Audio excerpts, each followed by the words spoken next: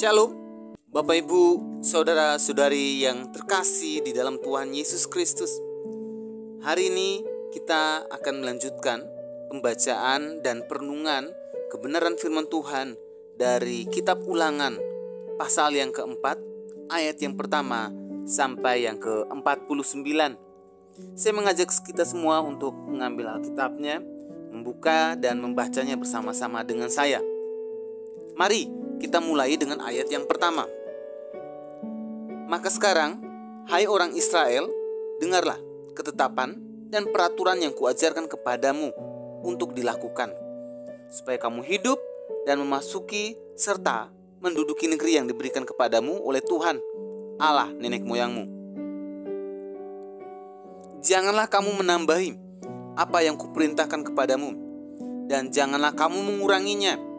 Dengan demikian, kamu berpegang pada perintah Tuhan Allahmu yang kusampaikan kepadamu. Matamu sendiri telah melihat apa yang diperbuat Tuhan mengenai Baal Peor, sebab Tuhan Allahmu telah memunahkan dari tengah-tengahmu semua orang yang mengikuti Baal Peor.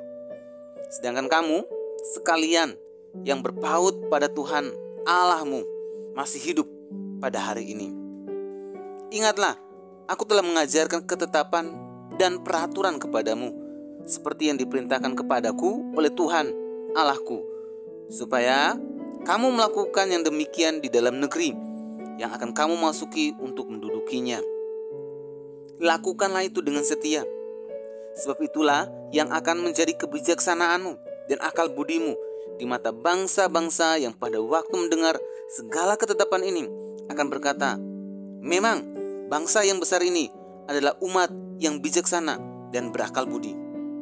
Sebab bangsa besar manakah yang punya Allah yang demikian dekat kepadanya seperti Tuhan Allah kita, setiap kali kita memanggil kepadanya? Dan bangsa besar manakah yang mempunyai ketetapan dan peraturan demikian adil seperti seluruh hukum ini yang kubentangkan kepadamu pada hari ini? Tetapi waspadalah dan berhati-hatilah, supaya jangan engkau melupakan hal-hal yang dilihat oleh matamu sendiri itu, dan supaya jangan semuanya itu hilang dari ingatanmu seumur hidupmu.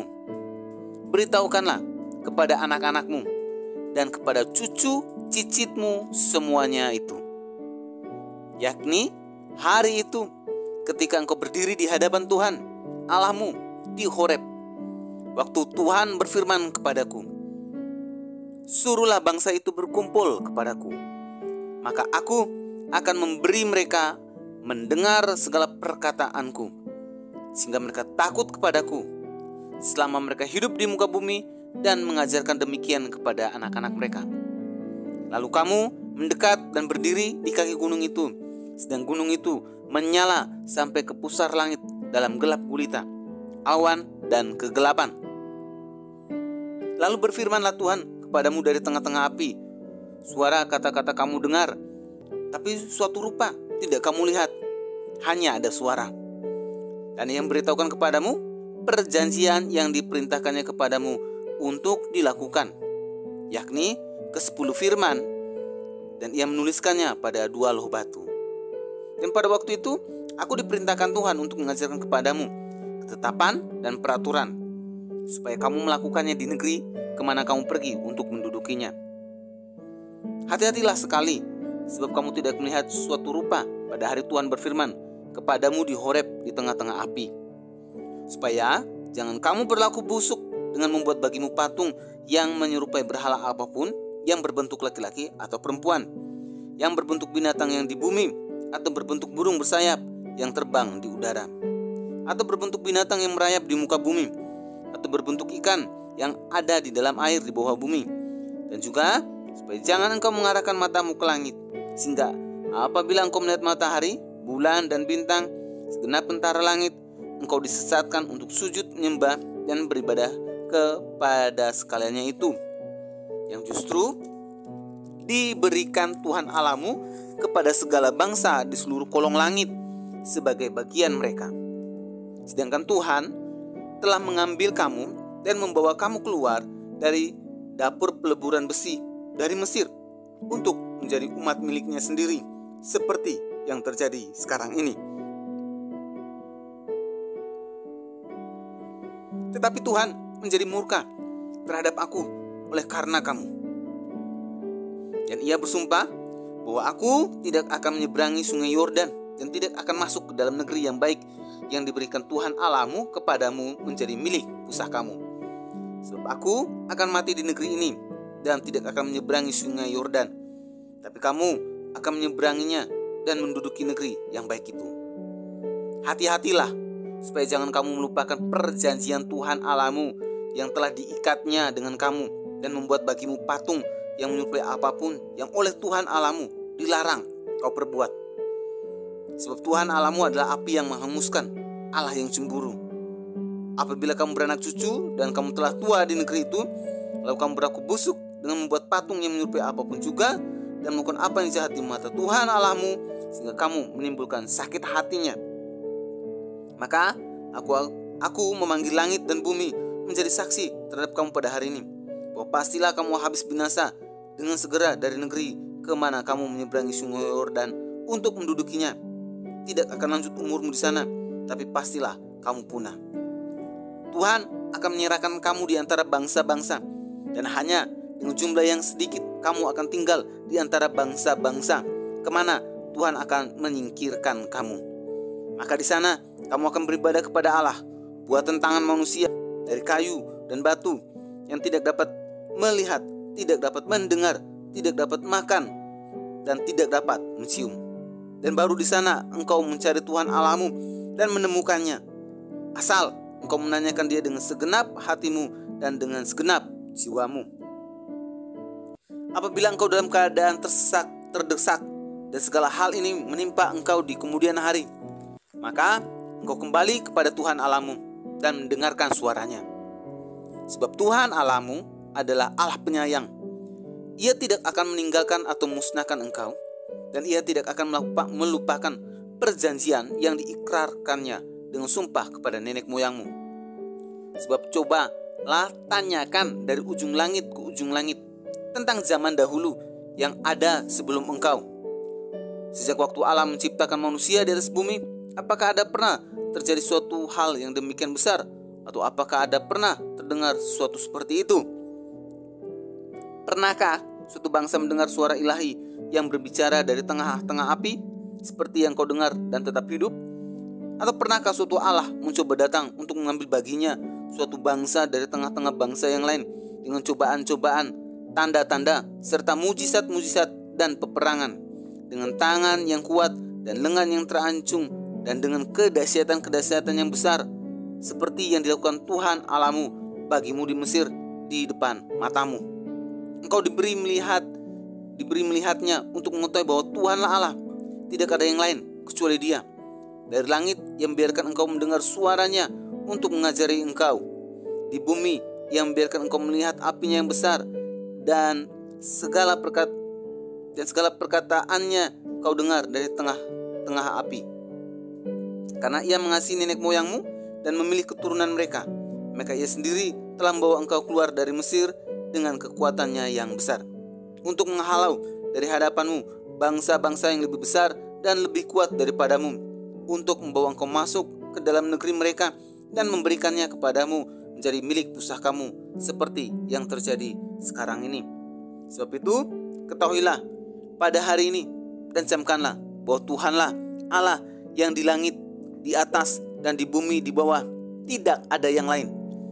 Berpeganglah pada ketetapan dan perintahnya yang kusampaikan kepadamu pada hari ini, supaya baik keadaanmu dan keadaan anak-anakmu yang kemudian, dan supaya lanjut umurmu di tanah yang diberikan Tuhan Allahmu kepadamu untuk selamanya. Lalu Musa mengkhususkan 3 kota di seberang sungai Yordan di sebelah timur, supaya orang yang membunuh sesamanya manusia dengan tidak sengaja dan dengan tidak musuhnya lebih dahulu dapat melarikan diri ke sana, sehingga ia apabila melarikan diri ke salah satu kota itu dapat tetap hidup. Kota-kota itu adalah Bezer di padang gurun di daerah dataran tinggi untuk orang Ruben, Ramot di Gilead untuk orang Gad, dan Golan di Basan untuk orang Manasye. Inilah hukum Taurat yang dipaparkan Musa kepada orang Israel. Inilah peringatan, ketetapan, dan peraturan yang dikatakan Musa kepada orang Israel dalam perjalanan mereka keluar dari Mesir.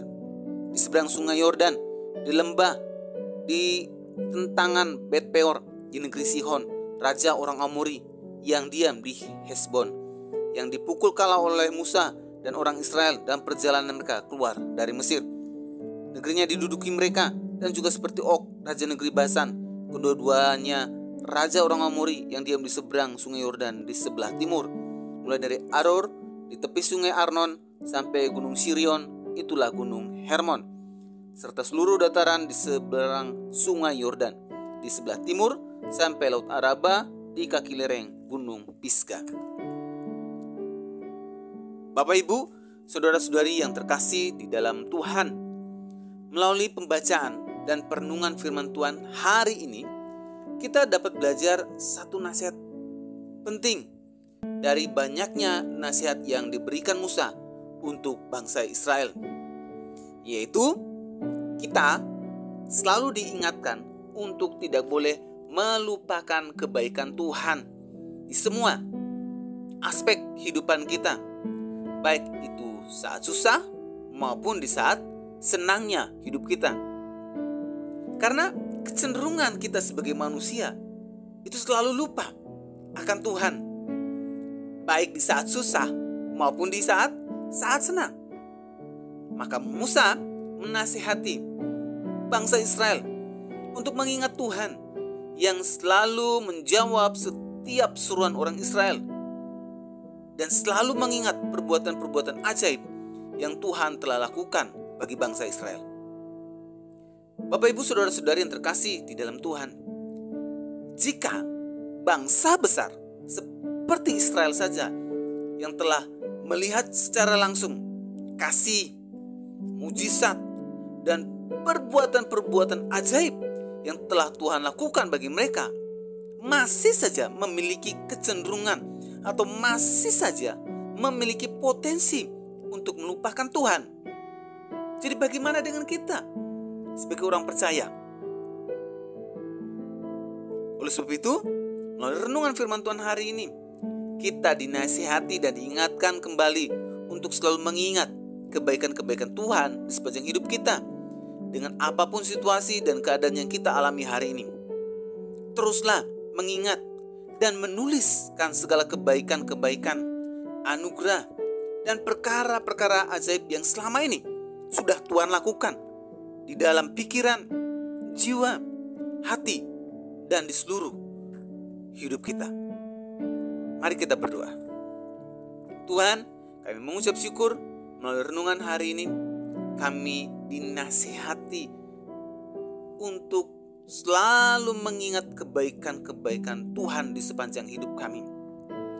Kami diingatkan kembali untuk selalu menuliskan segala kebaikan, anugerah, dan perbuatan-perbuatan Tuhan, perbuatan-perbuatan ajaib Tuhan yang selama ini sudah kami alami dan sudah Tuhan lakukan di dalam hidup kami.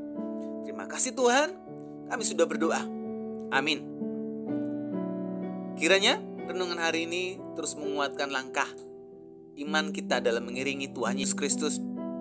Ingat, tetap teruslah berdoa, tetap teruslah percaya, dan tetap terus